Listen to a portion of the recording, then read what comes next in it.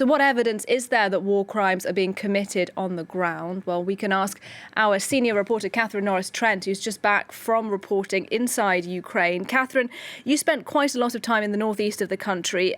Obviously, you're not a legal expert on war crimes, but just walk us through what you saw. Hi there, Nadia. Yes, as you say, it's only the lawyers and specialists who can really determine the actual use of the terms war crimes and genocide. But from what we saw in our reporting in Kharkiv, the second city, or it was the second city of Ukraine, up there in the northeast, just 40 kilometers from the Russian border, we saw repeated daily shellings of civilian neighborhoods. So not only homes, but we saw other civilian infrastructure such as supermarkets, parks, that had been shelled too, and lots of reports of hospitals, schools and kindergartens that had been damaged beyond use. And every day sources on the ground are telling me that only, the bombing doesn't stop day or night, and 2, 3, 4 people every day regularly are killed, civilians. We're not talking military deaths here, which we don't have the official figures for. The funerals are taking place daily. People are living under daily bombings, and it is hitting these residential neighborhoods. Now, as the Ukrainian forces are able to push out of Kharkiv, because they not only stopped the Russian assault on the city at the beginning of the war, but they froze it, and they're now pushing it back. They are coming across areas of devastation which are still being investigated. So there have been accounts of abuse there by Russian soldiers. There's also been bodies of Russian soldiers found in mass graves. So they're still trying to determine what exactly went on. And there's repeated claims and videos and reports on the ground of cluster munitions being used again in the city, in urban and in residential areas.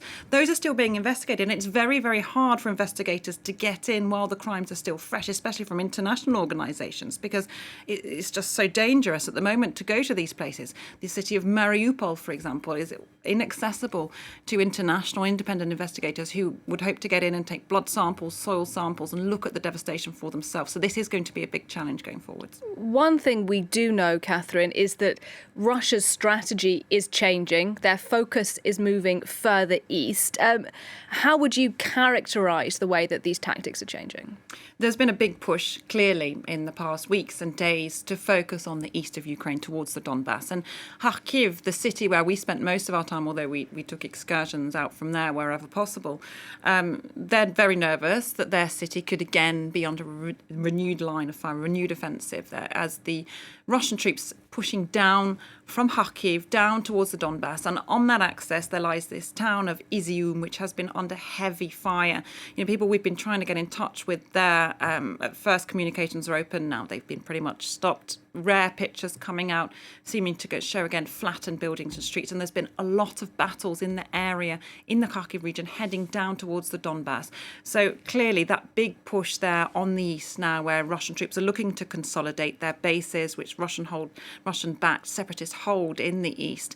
And then, therefore, if they do take the city of Mariupol, then they would be able to make a land bridge as well with the south and Crimea. And that would give them a big base to push forward. And people in Kharkiv increasingly worried that their city is going to be again in the line of fire, which would be a key prize for Vladimir Putin and the Russian army to take if they could.